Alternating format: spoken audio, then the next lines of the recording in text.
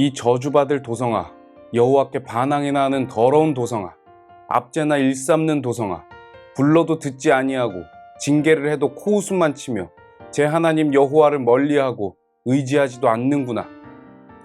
이 구절은 오늘 본문 중 첫 두 구절을 공동번역 성경으로 읽어드린 것입니다. 예언자 스바냐가 이런 사나운 말로 저주를 퍼붓고 있는 대상은 누구일까요?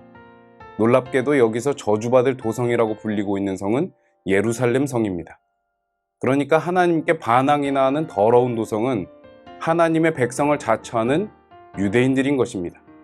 예언자는 하나님의 말씀을 대언하는 사람이니까 이 말씀은 지금 하나님이 자기 백성을 향해 저주를 퍼붓고 있는 말씀이라고 볼 수 있습니다.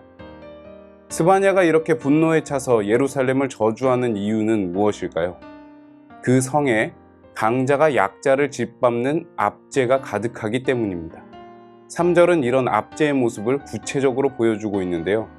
읽어보면 방백이라고 불리는 그 사람들이 나오는데 이 사람들은 귀족이나 고위 관직자들을 가리킵니다.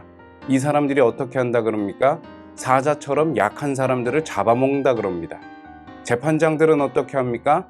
남김없이 먹이를 먹어치우는 이리떼처럼 행동한다고 말합니다. 사람이 더불어 살아야 하는 사회를 야국 강식의 정글로 만드는 것이죠. 이걸 방지해야 될 사법체계마저 이렇게 무너지면 희망이 없지 않습니까? 이스라엘의 역사를 생각하면 이건 진짜 하나님에 대한 반역입니다. 반항입니다. 그들이 이집트에서 파라오의 압제 아래에서 울부짖고 있을 때 누가 파라오를 심판하고 그의 손에서 그 백성들을 구원하셨습니까? 하나님이 그렇게 하셨습니다. 그리고 이스라엘을 그렇게 구원하셔서 약속의 땅으로 인도하셨습니다.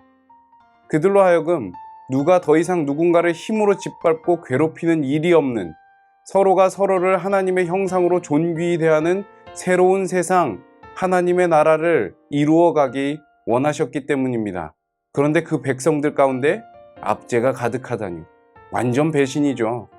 상황이 이런데 4절을 보면 예언자와 제사장조차 제 역할을 못하고 있습니다. 이렇게 되면 하나님의 심판을 피할 수가 없습니다. 8절에 예루살렘 온 땅이 하나님의 불에 소멸될 것이라고 확실하게 말씀하고 있지 않습니까? 종교를 떠나서 실제 우리 사회가 하나님 보시기에 어떨지 우리는 오늘 생각해 봐야 합니다. 여러분, 제 아무리 예루살렘이라도 압제를 일삼으면 심판을 피할 수 없습니다.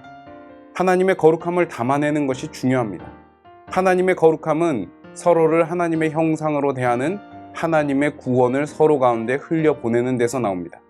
오늘 하루 이름뿐이 아닌 실제가 거룩한 그런 그리스도인으로 살아갈 수 있길 바랍니다. 기도하겠습니다. 하나님, 우리 가운데 하나님의 거룩함이 실제로 드러나 서로 가운데 하나님의 영광과 사랑이 흘러넘칠 수 있도록 인도하여 주옵소서. 예수 그리스도의 이름으로 기도합니다. 아멘.